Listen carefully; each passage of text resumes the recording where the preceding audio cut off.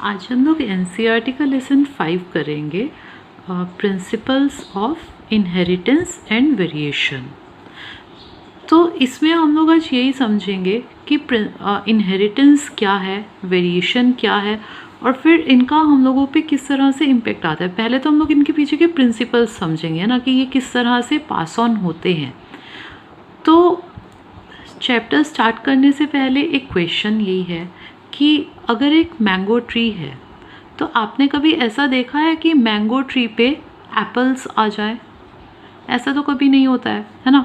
या फिर हमारे पास एक अगर एप्पल ट्री है तो एप्पल ट्री पे कभी ऐसा होता है कि मैंगो आ जाए? ऐसा भी कभी नहीं होता है ना। तो इसमें क्या रीज़न है कि हमेशा मैंगो ट्री पे मैंगोज ही आते हैं, एप्पल ट्री पे एप्पल्स ही आते हैं?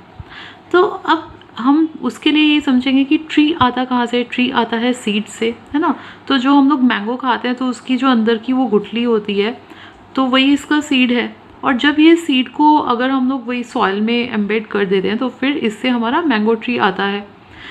तो इसका मतलब सीड में कुछ ऐसा है कि जो इंश्योर करता है कि मैंगो से मैंगो का जब सीड हम लोग यूज़ कर रहे हैं तो उससे मैंगो ट्री ही उगेगा। तो हम लोगों के दिमाग में काफ़ी टाइम से क्वेश्चन चलता रहा, काफ़ी जनरेशन आफ्टर जनरेशन, की आखिर एक सीड में ऐसा क्या है जिसकी वजह से एक मैंगो सीड से हमेशा मैंगो ट्री ही उगता है ना। कभी एप्पल ट्री नहीं आते, एप्पल्स नहीं होते हैं हमारे मैंगो ट्री पे। तो और एक दूसरी चीज़ और भी होती है। अब जैसे कि भाई बहन होते हैं, है ना, तो या फिर पेरेंट्स हैं, तो मतलब ये जैसे अगर पेरेंट्स हम लोग ड्रॉ कर रहे हैं, है ना, और इनके 2 अगर बेबीज़ हैं, एक लड़का है और एक लड़की है, तो जनरली क्या होता है कि भाई बहन आपस में कुछ कुछ रिजेंबल करते हैं। तो हम लोग देखकर पहचान पाते हैं ना कि ये मतलब ये दोनों भाई बहन होंगे, है ना। और फिर पेरेंट्स का भी हम लोगों को कुछ आइडिया लग जाता है कि अच्छा ये इसके पेरेंट्स होंगे, ये इसके पेरेंट्स होंगे, है ना। तो ऐसा क्यों होता है? मतलब ये रिजेंबलेंस है, एकदम एक जैसे नहीं है ये, है ना। भाई बहन अनलेस ट्विन्स हो तो एकदम एक जैसे नहीं होते। इवन ट्विन्स में भी हल्की सी वेरिएशन तो रहती है ना। तो एकदम एक जैसे नहीं है पर एक दूसरे को रिजेंबल करते हैं, है ना। तो ये सब चीज़ें क्यों होती हैं और इसके पीछे का रीज़न क्या है, तो यही सब हम लोगों को इस चैप्टर में समझना है। अब जैसे हमारे एंसेस्टर्स थे, है ना, तो उनको ये पता था कि अगर जैसे एक कोई मैंगो है वो काफ़ी मीठा है, पर अब वो मीठा तो है ना, स्वीट तो है वो, पर उसकी गुठली बहुत मोटी है, ठीक है।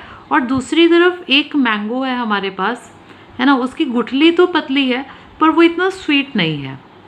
तो उनको ये पता था कि अगर हम लोग इसको हाइब्रिड करें तो हमारे पास हो सकता है कि एक ऐसा मैंगो आए जो जिसकी गुठली पतली हो और वो स्वीट भी हो, है ना, जिसको हम लोग ये बोलते हैं हाइब्रिड्स बोलते हैं ना।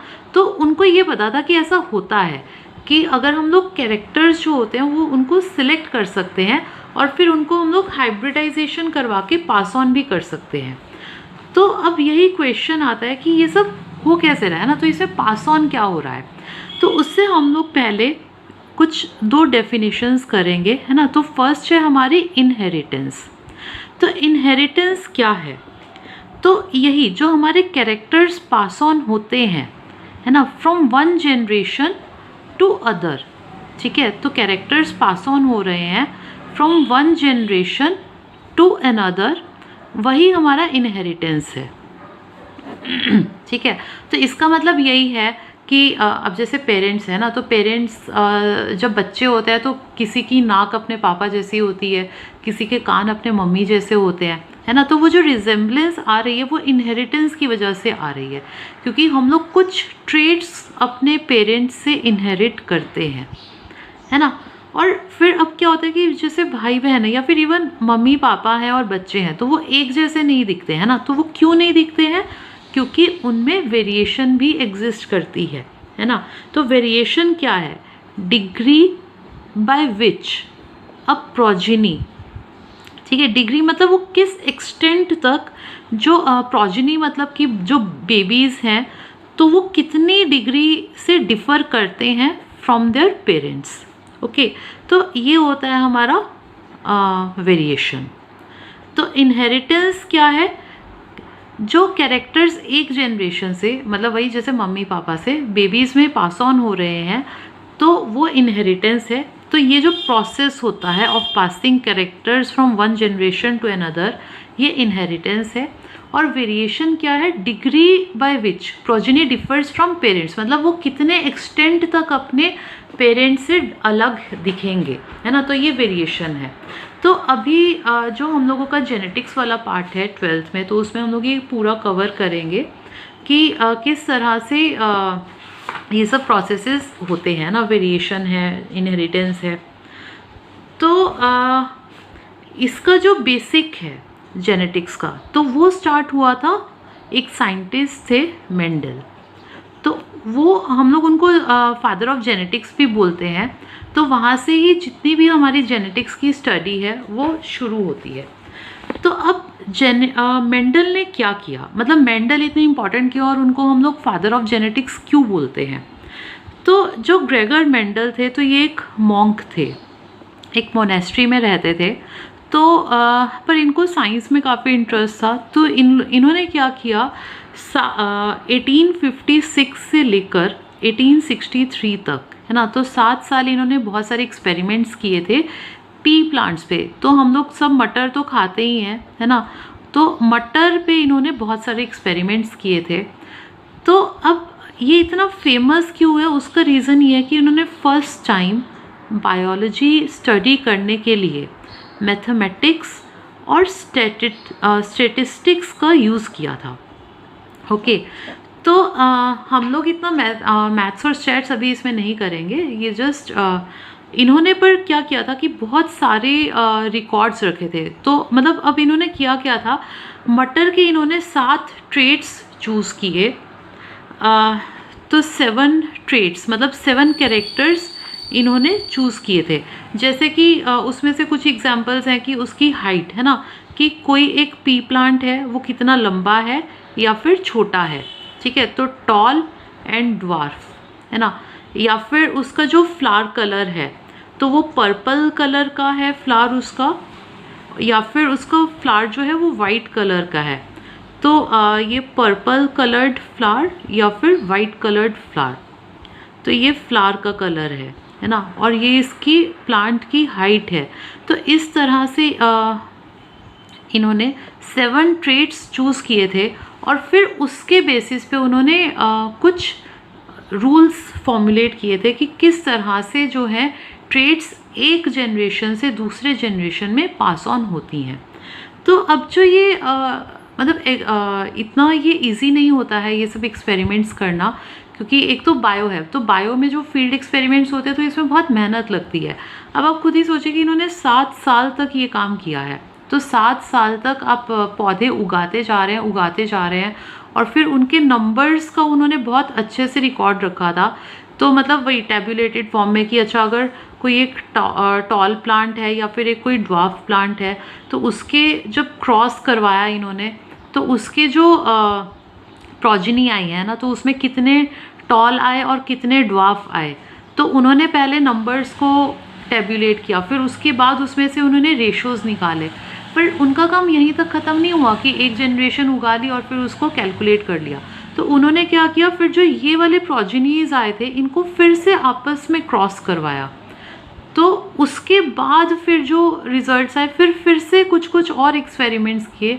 तो ये बहुत लंबा प्रोसेस है। और फिर क्या है कि ये सब हमें मैनुअली करना पड़ता है ना, कि अब मतलब अगर आप सोचें कि अगर मटर के दाने हम लोग देख रहे हैं कि उसका कलर है ना, या फिर उसका पॉड है, एक मटर का पॉड है और उसका कलर या उसका शेप अगर हम लोग देख रहे हैं, तो एक एक प्लांट जाके आपको फील्ड में देखना है और फिर उसका कलर देखना है कि ये ग्रीन है या फिर येलो है, और इसका फ्लावर कौन से कलर का आ रहा है। और फिर ये जो एक्सपेरिमेंट्स होते हैं तो इनको मतलब काफ़ी कंट्रोल्ड एनवायरनमेंट में भी करना पड़ता है। अब जैसे अगर क्रॉस करवाना है ना, तो क्रॉस के लिए हमें क्या चाहिए, जैसे कि एक फ्लावर है तो जो पी होता है वो सेल्फ पॉलिनेटेड होता है। तो सेल्फ पॉलिनेटेड का मतलब यही होता है कि इसमें सेम जैसे अगर ये फ्लावर है ना, और इसका ये स्टिग्मा है, ठीक है, तो और यहाँ पे ये इसके स्टेमन है ना। तो सेल्फ पॉलिनेटेड का मतलब यही होता है कि इसी का एंथर इसी की ओवरी को पॉलिनेट करेगा, है ना। तो वो होता है सेल्फ पॉलिनेशन, तो बाहर से नहीं आ रहा है। तो ये इसका एक ट्रेट था जो इनको काफ़ी हेल्पफुल रहा स्टडी करने में, क्योंकि क्या होता है देखिए, क्रॉस पॉलिनेटेड होगा तो हम चाहते हैं कि अगर हमें वाइट कलर के फ्लावर्स या फिर जिसके पर्पल कलर के फ्लावर्स है उसको स्टडी करना है ना। तो अब अगर क्रॉस पॉलिनेटेड होगा तो मतलब जैसे अब कोई भी हनी भी आके इस पे बैठ गई है ना, कोई भी इंसेक्ट आया, बटरफ्लाई आई या फिर हनी भी आया, वो इस पे बैठ गया, तो क्या होगा कि ये किसी और फ्लावर से पॉलन लेकर आएगा और इसके स्टिग्मा पे डिपॉजिट कर देगा। पर हमें तो ये नहीं चाहिए, क्योंकि हम लोग तो एक एक्सपेरिमेंट कर रहे हैं ना। तो हम लोगों ने सिलेक्ट किए हैं पर्पल और वाइट कलर्ड की मतलब फ्लावर के प्लांट्स, तो हम लोगों को तो उन्हीं में ही क्रॉस करवाना है। तो इसलिए फिर ये सब बहुत मतलब डिफ़िकल्ट हो जाता है कि इसको कंट्रोल कैसे करें। तो इसके लिए काफ़ी टेक्निक्स होती हैं। तो हम लोग क्या करते हैं, अब जैसे एक फ्लावर है ना, तो मतलब हम लोग 2 फ्लावर्स लेते हैं। अब एक ये हमने वाइट कलर्ड फ्लावर लिया, तो इसमें भी यही हमारा स्टिग्मा रहेगा और इस तरह से इसके स्टेमन रहेंगे, ठीक है। और ये वाला दूसरा फ्लावर है, तो इसमें भी ऐसे ही इसका स्टिग्मा रहेगा और स्टेमन रहेंगे। तो हम लोग क्या करेंगे, अब जैसे इन दोनों का अगर क्रॉस करना है तो इसके जो स्टेमन्स हैं इसमें से एंथर्स को हम लोग कट करेंगे और कट करके इसके स्टिग्मा पे डिपॉजिट करेंगे, और जो इसके खुद के एंथर्स हैं इसको हम लोग कम्प्लीटली रिमूव कर देंगे ताकि ये इसको पॉलिनेट नहीं कर पाए, ठीक है। तो फर्स्ट स्टेप ये होता है। फिर उसके बाद हम लोग क्या करते हैं, इस पे एक बैग चढ़ा देते हैं, जैसे वो क्लॉथ का बैग हो सकता है क्योंकि इसको रेस्पिरेशन होते रहना चाहिए, है ना। तो वो उसको हम लोग बोलते हैं फिर बैगिंग बोलते हैं। तो फर्स्ट स्टेप होता है इसका इमेस्कुलेशन, मतलब रिमूवल ऑफ एंथर्स। तो फर्स्ट स्टेप हमने क्या किया, इमेस्कुलेशन, है ना। तो हमने इसके एंथर्स को रिमूव कर दिया, ठीक है। और उसके बाद हमने ये वाले फ्लावर के जो एंथर्स हैं इसको इसके स्टिग्मा पे डस्ट करवाया और इसके खुद के जो एंथर्स से ये रिमूव कर दिए। फिर उसके बाद हम लोगों ने इसको बैगिंग किया और फिर उसके बाद हम लोग इसके फ्रूट आने का वेट करते हैं। और उसके बाद जो फिर फ्रूट्स आएंगे, अब जैसे अगर हमें चेक करना है कि इसकी हाइट कितनी बढ़ती है तो फिर फ्रूट्स क्या हैं इसके, तो वही है हमारे ये ऐसा जो पॉड आएगा मटर का, जो हम लोग नॉर्मली मटर खाते हैं, तो फिर उसके अंदर ये जो मटर होते हैं तो ये इसके सीड्स हो गए, है ना। फिर ये सीड्स को हम लोग फिर से एक फील्ड में जाकर ऐसे लगाएंगे, है ना। और फिर जो इसके प्लांट्स आएंगे तो उसकी हाइट्स को हम लोग मेजर करेंगे कि ये एवरेज हाइट से कितनी बड़ी और कितनी छोटी है। फिर इसको हम लोग अपने जो हमने टेबल बनाया था तो उसमें टैबुलेट करेंगे। फिर हम देखेंगे कि अच्छा इसका टॉल और ड्वार्फ का रेशो कितना है। या फिर अब जैसे अगर फ्लावर्स को देखना है तो अब इस पर कौन से कलर के फ्लावर्स आ रहे हैं, वाइट आ रहे हैं कि पर्पल आ रहे हैं, तो फिर वो हम लोग काउंट करेंगे कि अच्छा इतने प्लांट्स पे वाइट कलर के फ्लावर्स आए, इतने प्लांट्स में पर्पल कलर के फ्लावर्स आए। फिर उसको हम लोग टैबुलेट करेंगे, फिर उसका रेशो निकालेंगे कि अच्छा कितना रेशो है जो वाइट है, कितने रेशो है जिसमें पर्पल फ्लावर्स हैं। फिर उसके बाद हम लोगों का ये मतलब एक्सपेरिमेंटेशन के बाद, तो मतलब ये ऑब्जर्वेशन टेबल बना, फिर उसके बाद हम लोग इसको एनालाइज करेंगे, है ना। तो ये बहुत टाइम कंज्यूमिंग प्रोसेस होता है। और दूसरी एक चीज़ क्या हुई थी मेंडल के साथ, मतलब एक तो उन्होंने मेहनत तो की, फिर उन्होंने अपने रिजल्ट्स भी पब्लिश किए, पर उस टाइम पे क्या हुआ, इसी टाइम के अराउंड डार्विन भी बहुत फेमस हुए, है ना। तो डार्विन हम लोग सब जानते हैं कि वो इवोल्यूशन से रिलेटेड उन्होंने एक थ्योरी दी थी, थ्योरी ऑफ नेचुरल सिलेक्शन। तो इस टाइम के अराउंड क्योंकि डार्विन की जो थ्योरी ऑफ नेचुरल सिलेक्शन थी वो ज़्यादा फेमस हो रही थी, क्योंकि लोग एकदम से अचंभित हो गए थे कि अरे ये डार्विन ने क्या बोल दिया कि क्योंकि उस टाइम पे ये धारणा थी, उस टाइम पे क्या था कि ये पुराने टाइम की बात है ना, ऑलमोस्ट 1800s की हम लोग बात कर रहे हैं, तो आज से 200 साल पहले की बात है। तो उस टाइम पे चर्च का बहुत दबदबा हुआ करता था। तो जैसे चर्च ने अगर कुछ भी बोल दिया है तो पूरी साइंटिफिक कम्युनिटी उसको मानती थी कि हाँ चर्च ने ऐसा बोला है तो उसके अगेंस्ट कोई नहीं जाएगा। और चर्च का इतना इन्फ्लुएंस था कि अगर आप उसके अगेंस्ट जाते हैं तो वो हो सकता है कि आपको मतलब पनिश भी करते थे, है ना। तो उस टाइम पे जो चर्च थी वो क्या मानती थी कि जो हमारी अर्थ है वो 4000 ईयर्स ओल्ड है, ठीक है। और दूसरी चीज़ ये मानते थे कि उस टाइम पे जो लाइफ एग्जिस्ट करती थी तो वो एज इट इज़ चली आ रही है। पर डार्विन ने क्या बोला कि नहीं देखो, जो 4000 पहले लाइफ थी वैसी लाइफ फॉर्म अभी नहीं है, अभी सब चेंज हो गया है ना। और यही हमारा टॉपिक भी है, जैसे हम क्या पढ़ेंगे आज, इनहेरिटेंस और वेरिएशन, है ना। तो उन्होंने बोला कि नहीं, टाइम के साथ वेरिएशन आती है और फिर उसके बाद ये चीज़ें एनवायरनमेंट के हिसाब से नेचुरली सिलेक्ट होती हैं कि कोई पॉपुलेशन कैसे खुद को अडेप्ट कर रही है, उसके हिसाब से ये चीज़ें सिलेक्ट होती हैं। तो स्पीशीज़ इवॉल्व करती हैं ओवर द टाइम। तो लाइफ जैसी स्टार्टिंग में थी वैसी अब नहीं है। और दूसरा केस इन्होंने ये बोला कि 4000 साल तो बहुत कम आप बता रहे हो एज, जो अर्थ की एज है वो काफ़ी मतलब मिलियंस या बिलियंस ऑफ ईयर्स में हो सकती है। तो इससे क्या हुआ कि बहुत खलबली मच गई। तो अब ग्रेगर ने जो काम किया था वो भी पाथ ब्रेकिंग था, है ना, कि उन्होंने इनहेरिटेंस के रूल्स बताए थे। पर डार्विन ने जो बोला तो वो तो मतलब एकदम सबको हिला देने वाला था। तो डार्विन इतने पॉपुलर हो गए कि मेंडल का जो काम था वो उस टाइम पे किसी ने ध्यान ही नहीं दिया। तो फिर 1900s में जाकर 3 साइंटिस्ट थे, तो उन्होंने रिडिस्कवर किया कि अच्छा मेंडल ने भी कुछ ऐसा काम किया हुआ, ये तो बहुत इंपॉर्टेंट काम है। तो फिर उसके बाद हम लोगों का जेनेटिक्स का ये एक अलग से बहुत ही अच्छा सा स्ट्रीम हम पिक्चर में आया, ठीक है। तो अभी जो नेक्स्ट हम लोग करेंगे तो उसमें हम लोग बताएंगे नेक्स्ट वीडियो में कि जो मेंडल ने काम किया था कि जीन्स कैसे इनहेरिट होते हैं, और उस टाइम पे जीन्स का तो कोई एग्जिस्टेंस ही नहीं था। तो उन्होंने जीन्स को फैक्टर्स बोला कि अच्छा कुछ ट्रेड्स हैं जो पास ऑन हो रही हैं एक जनरेशन से दूसरे में, जिनको उन्होंने फैक्टर्स का नाम दिया। तो फिर हम देखेंगे कि उन्होंने क्या रूल्स है कि वो कैसे पास ऑन होती हैं, कैसे सेग्रीगेट होती हैं, मतलब एक दूसरे में कैसे जा रही हैं सेपरेट होकर। तो वो हम लोग नेक्स्ट वीडियो में देखेंगे। Okay, thank you.